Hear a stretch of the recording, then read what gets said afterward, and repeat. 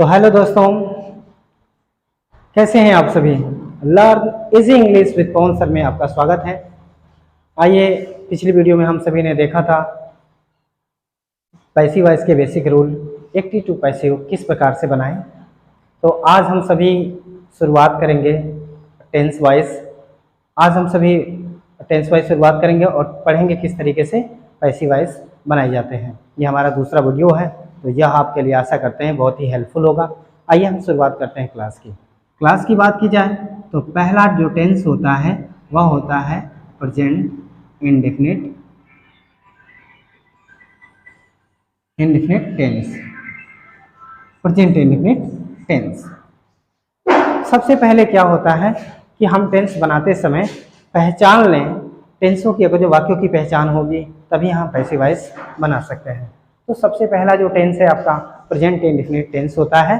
और present indefinite tense की बात करें तो इनको पहचानना बड़ा जरूरी होता है, क्योंकि अगर जो वाक्यों को आप क्या करते हैं कि पहचानते हैं, वाक्य को अगर जो आप पहचान लेते हैं तो आप श्योरली पैसिव वॉइस बना लेंगे।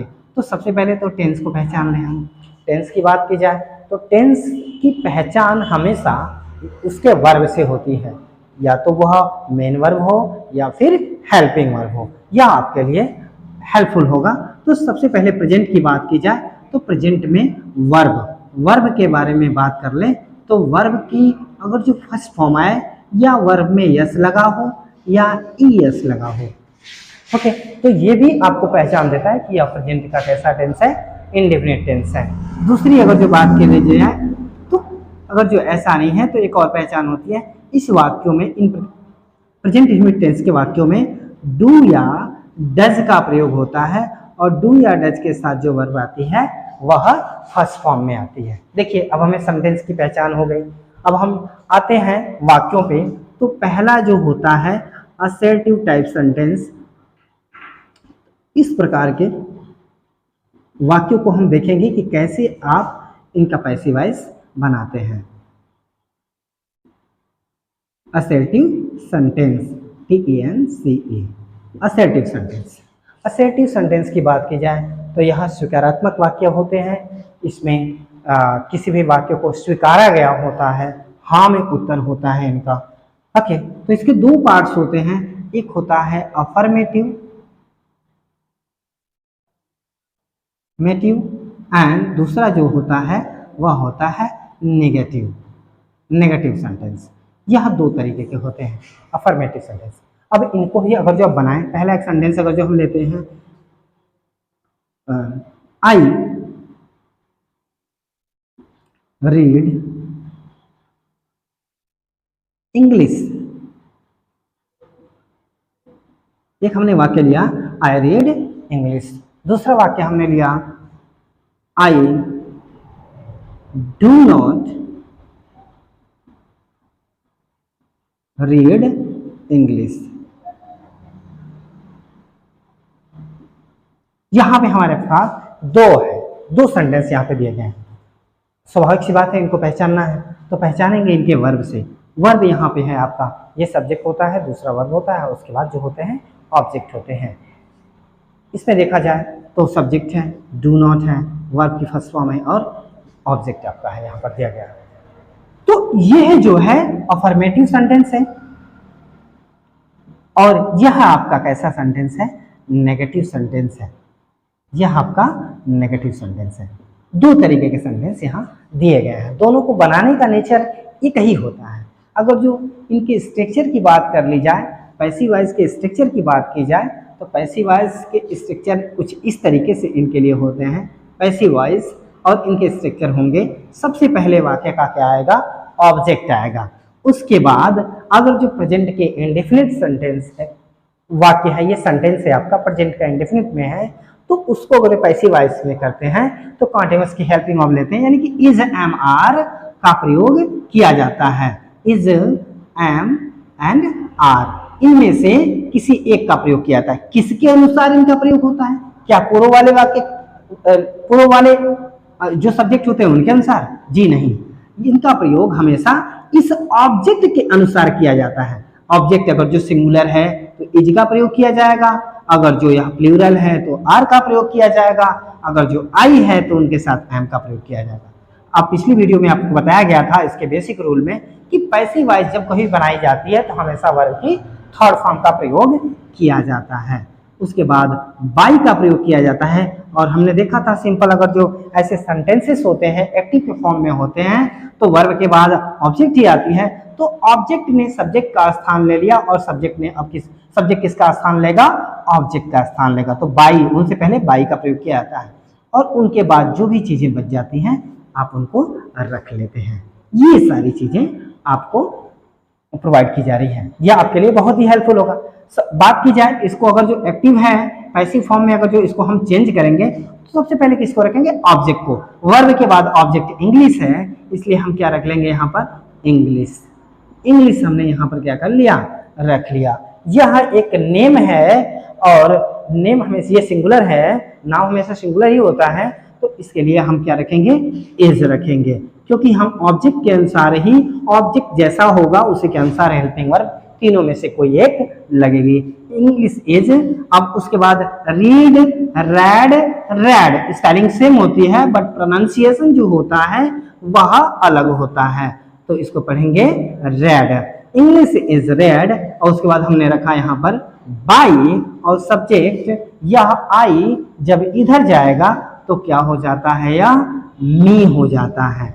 चलिए आज हम सभी इसी सेंटेंस के माध्यम से हम इसको चेंज करने के बारे में थोड़ा सा सीख लेंगे। इसको बोलते हैं प्रोनाउन का परिवर्तन। प्रोनाउन का परिवर्तन तो हम देख लेते हैं बेसिकली प्रोनाउन का परिवर्तन किस तरीके से करते हैं।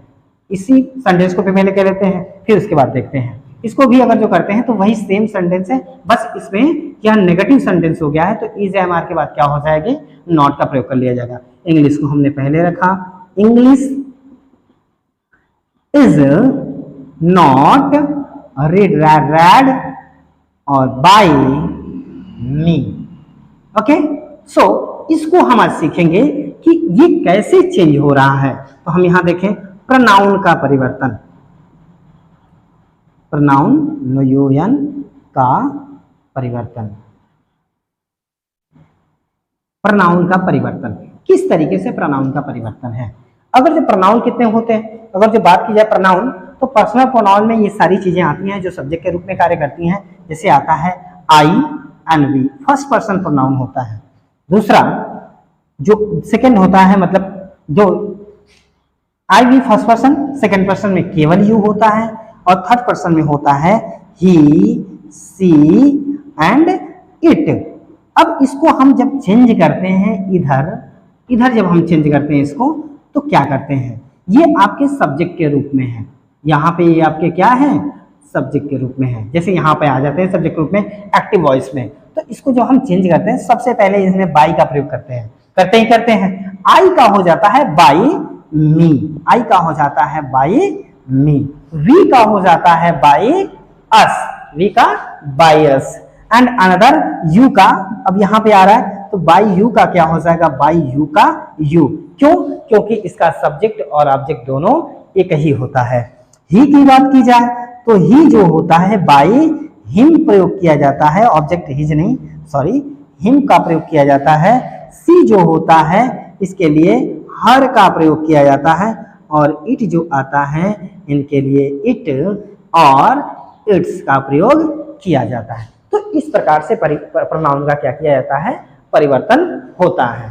ओके, सो हम लोगों ने देखा इसको कि प्रोनाउन का परिवर्तन किस तरीके से होता है। यहाँ पे हमने क्या क्या चीजें सीखी हैं, यहाँ पर सीखा हमने किस तरीके से इसको चेंज करेंगे और इसको किस तरीके से पैसिव वॉइस में हम चेंज करेंगे। यानी यहाँ प्रोनाउन का परिवर्तन हमने देखा और यहाँ पर टेंसों का परिवर्तन देखा, उनमें किस तरीके से प्रयोग किया जाएगा।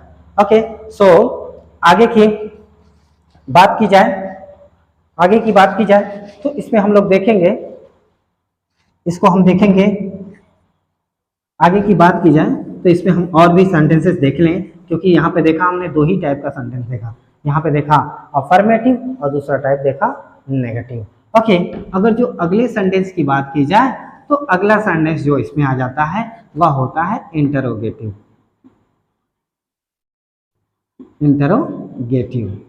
इंट्रोगेटिव सेंटेंस होता है। तो इंट्रोगेटिव मतलब होता है प्रश्नवाचक। प्रश्नवाचक की पहचान किस तरीके से करते हैं?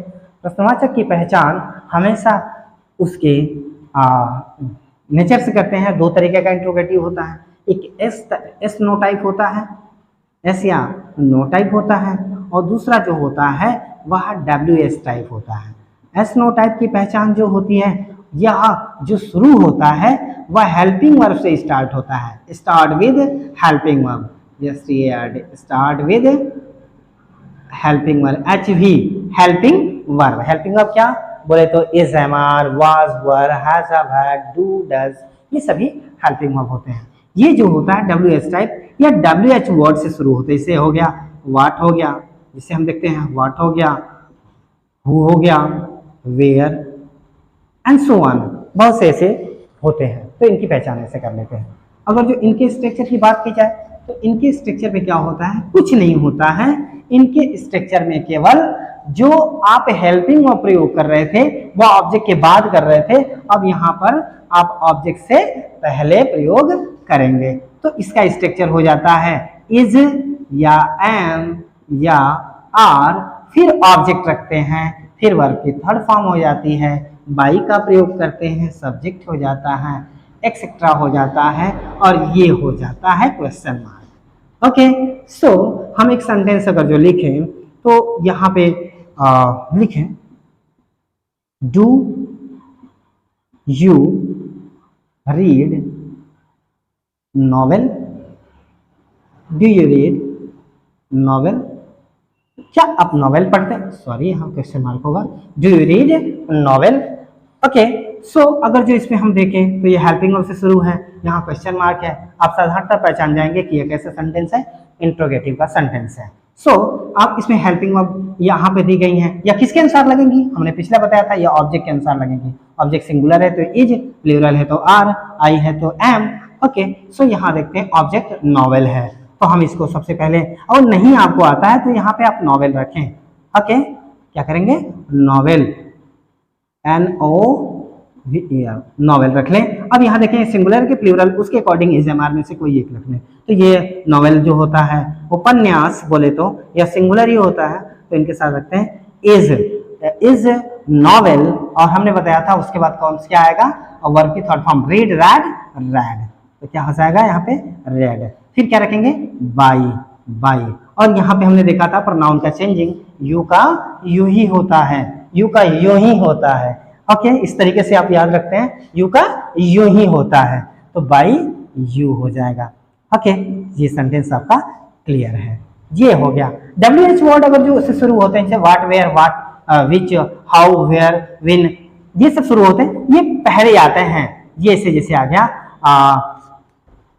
When do you read novel, WHEN, when do you read novel. अब नॉवेल कहाँ पढ़ते हैं? और जो सेंटेंस है कुछ नहीं करते हैं, केवल ये तो आपने करना सीख लिया, इसी को केवल ये जो WH वर्ड होते हैं हम इन्हीं को क्या कर लेते हैं, पहले लिख लेते हैं। तो when is novel read by you, ये आपका इंट्रोगेटिव। एंड लास्ट टाइप जो इसका बचा है वह है हु वाले सेंटेंस किस तरीके से बनते हैं, उसका जो नेचर होता है वह अलग होता है। तो हु के स्ट्रक्चर की बात कर ली जाए तो पैसिव वॉइस जब इसको बनाएंगे तो हु जब कोई भी सेंटेंस में आगे से who read novel, who reads novel, अब यहां कहेंगे आप कि ये रीड्स क्यों है, क्योंकि यह सब्जेक्ट और इसको सिंगुलर माना जाता है और यह इंट्रोगेटिव की तरफ दिखता है लेकिन बिहेव उस तरीके का नहीं करता है। तो हु का हो जाता है बाय हुम, और उसके बाद आती हैं हेल्पिंग वर्ब। बार बार इज एम आर नहीं, आप समझ रहे हैं इसको, तो helping verb is am are में से कोई एक, किसके अकॉर्डिंग, ऑब्जेक्ट के अकॉर्डिंग। और उसके बाद आ जाती है यहाँ पर, ये तो सब्जेक्ट का कार्य कर ही रहा है, यहाँ प्रयोग किया जा रहा है, तो वर्ब की कौन सी फॉर्म हो जाएगी, थर्ड फॉर्म। उसके बाद जो चीजें बच जाएंगी उसको हम रख लेते हैं लास्ट में question mark. Okay, so look at there, हम इसको चेंज करते हैं। हु, तो हु को किस में चेंज कर लिया हमने, यहाँ पर हु का बाय हुम हो जाता है, हु का बाय हुम। ओके, हमने देखा यहाँ नॉवेल है तो उसी अकॉर्डिंग इज एम आर में से कोई एक लग जाएगा, तो यहाँ लगेगा is novel, is novel. Okay, अब उसके बाद वर्ब की third form red, red, red, तो क्या हो जाएगा आर ई डी। अब कुछ बच नहीं रहा है, लास्ट में हमने क्या कर लिया, क्वेश्चन मार्क लगा लिया। इस तरीके से हम प्रेजेंट इंडेफिनिट टेंस के पैसिव वॉइस बना सकते हैं। आई होप यह वीडियो आपको पसंद आया होगा और यह आपके लिए हेल्पफुल होगा। So I am requesting you all just focus on my channels Easy English with Pawan sir.